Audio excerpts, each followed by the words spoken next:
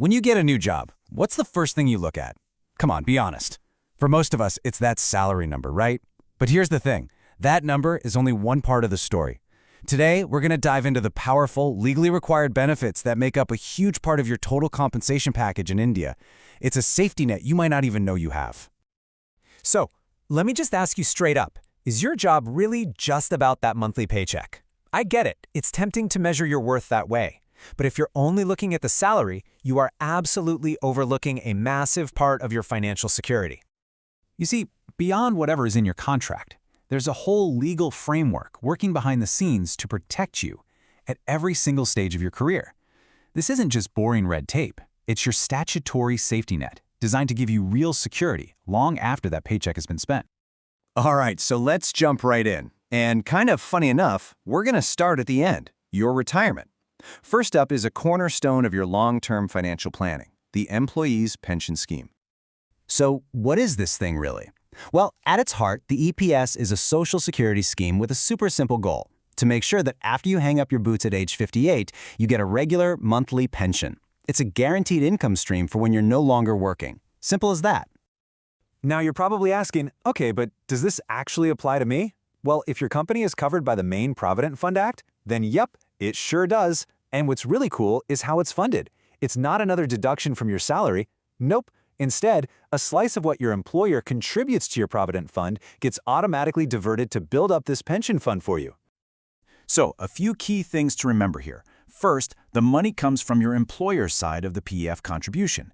Second, and this is crucial, there's something called a vesting period.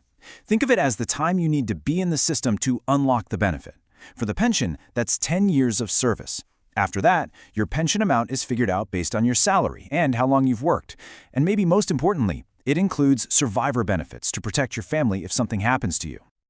Okay, so that's your long-term security. But what about a reward for your loyalty now? Well, that brings us to our second part, the Payment of Gratuity Act. Gratuity is basically a big thank you from your employer, except it's a thank you that's required by law. It's a one-time lump sum payment you get for sticking with the company for a long time. It's a financial high five for your commitment. So who gets this awesome thank you? Well, the law usually kicks in for companies with 10 or more people. But the key number for you, the one you've got to remember, is 5. Once you've been with the same employer for 5 continuous years, boom, you've unlocked this benefit. And you get it whenever you leave that job, whether you're retiring, moving to a new one, or in an unfortunate case due to death or disability. Now, when it comes to figuring out how much you actually get, this is the magic number you need to know: 15.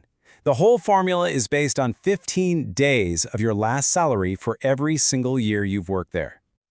And here's how it all breaks down. The formula is pretty straightforward. Take your last monthly salary, divide it by 26, multiply by that magic number 15, and then multiply that by how many years you've worked. But here's the best part. A huge chunk of this payout is actually tax-free. Plus, to make sure you get what you're owed, companies have to get insurance to cover these payments, and they have to pay you within 30 days of you leaving. All right, we've covered the long game, and we've covered loyalty. Now let's talk about another massive part of life, starting a family.